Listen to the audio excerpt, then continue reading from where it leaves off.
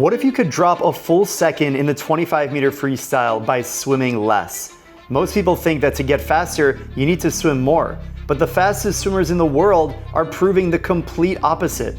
Caleb Dressel carries momentum from an explosive start and insane underwaters. Similarly, Jordan Crooks turns with precision and carries momentum like no one else. But Cam McEvoy?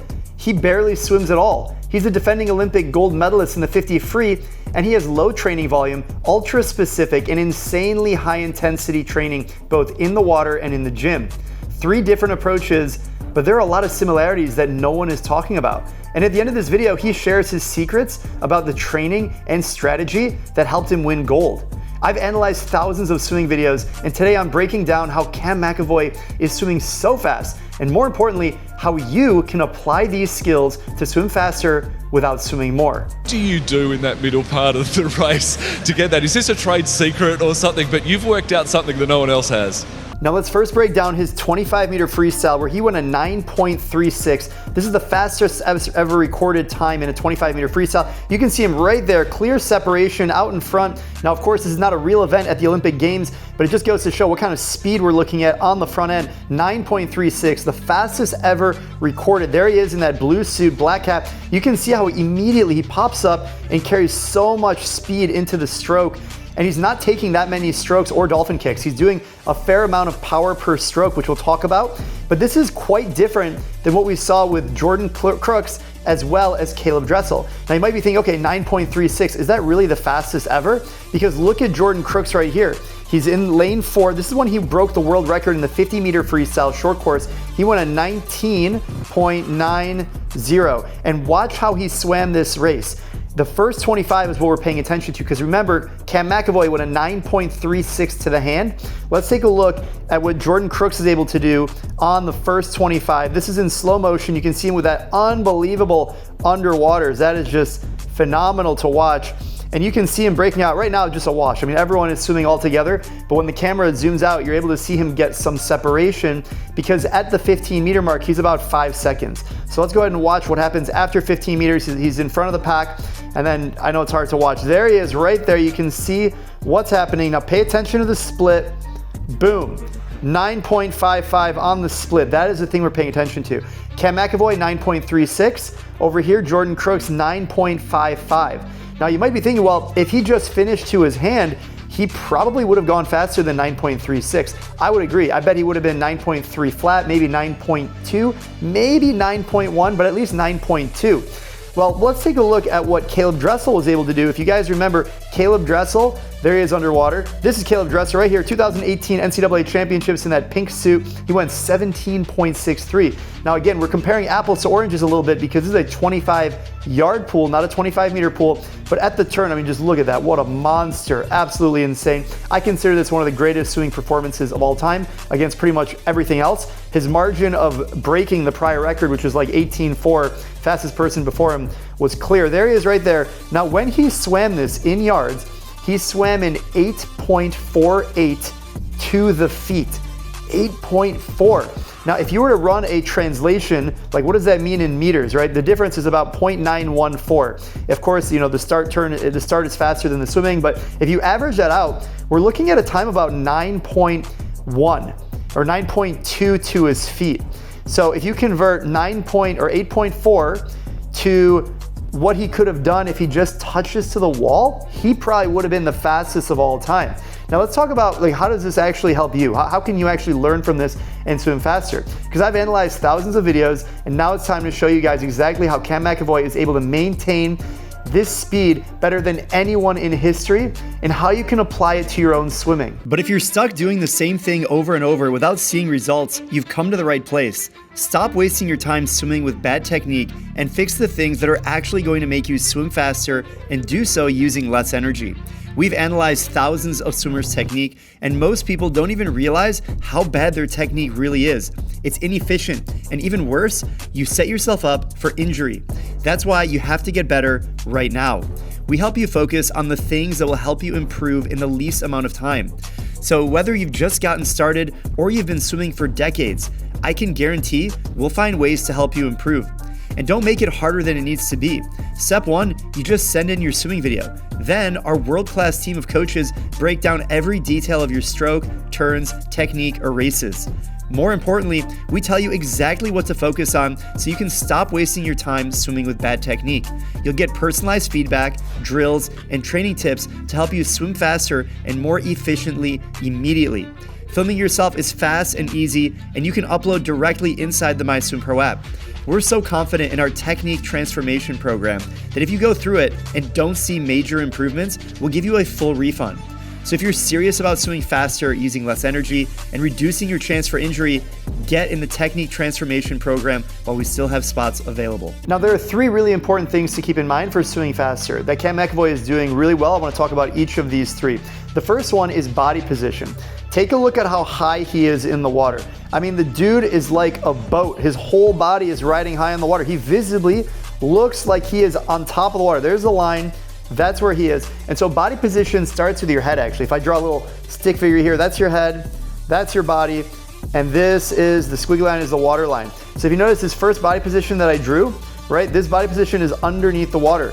What you want to do is you want to have your whole body riding at the surface. So that yellow squiggly line I drew compared to the red line of the surface of the water is going to be a faster swimmer. Now the way you can apply this to your own swimming is actually pretty darn simple, and what it means is keeping your eyes down. That's going to push your hips up. Let me use a better color so you can see that. Eyes down.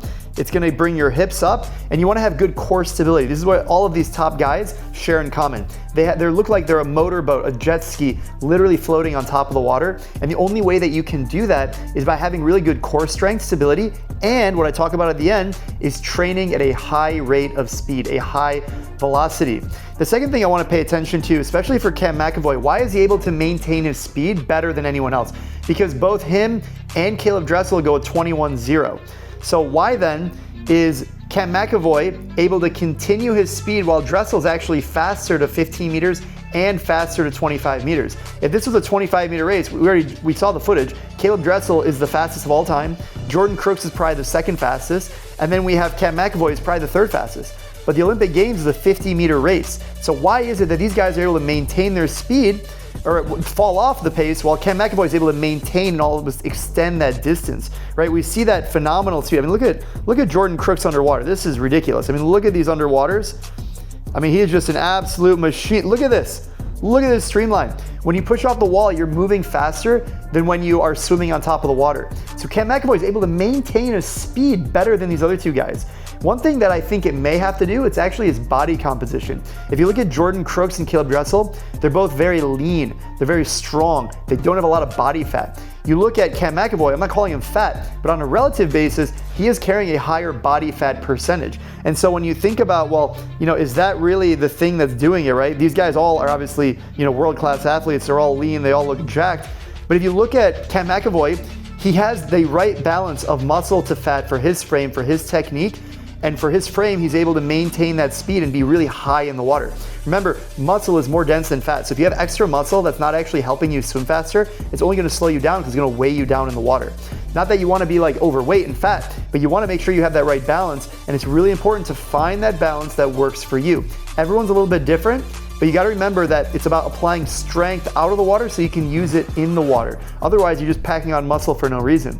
And that leads me to the third thing, and I want to have Cam McEvoy talk about this himself as to how he's actually training, and that is your training specificity. This is probably the most important thing in this video that we're talking about, because if you take one thing away, it's that if you want to be fast at a specific thing, whether it's a 400 IM, the 50-meter freestyle, the 100 butterfly, you need specificity in the gym and in the pool. And so Cam McEvoy is not actually swimming a lot because he's only doing things that allow him to be at peak performance, because you want your mind-body connection to know what it feels like to swim fast, what that high body position is like, what it feels like to move through the water at a certain velocity. And one of the things that he talked about in the next segment is how he's able to swim with 3 kilograms of resistance and with fins. That allows him to match his race pace velocity. And so if you're looking at increasing your velocity without swimming more, you need to basically figure out what balance of assistance, which could be fins or someone pulling you in, against resistance, which could be a parachute, a power tower, some way to basically slow you down. Because it's really difficult to find that race pace every single day. Like you can try, but you're not gonna be truly at race pace. if you swim with fins, well, now you're creating an unrealistic speed. Now you're way too far above race pace. But if you find the balance of, fins and a parachute, or fins and a power tower, or paddles, or whatever it may be, trying all these different modalities to increase your speed, that is the most important thing that you can do to swim faster, train your mind and your body how to have a higher velocity, and do so without actually swimming more volume. Let me have Cam McEvoy explain exactly how he does that right here. What do you do in that middle part of the race to get that? Is this a trade secret or something, but you've worked out something that no one else has?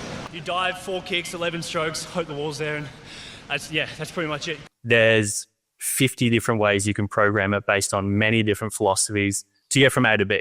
I think a lot of them apply in the water, and pretty much I had 4 opportunities, at least so far. I'll have more, to basically pick and choose which ones seemed really interesting, seemed like they applied to swimming, and just like kind of convert them to what they would look like in the water, in the gym, across a season, and just see where it would take me, see what would happen. In doing that, I've learned a hell of a lot in terms of how I respond to things. I wanted to get stronger. I wanted to get more mobile, and I wanted to do that without swimming being concurrently trained at the same time.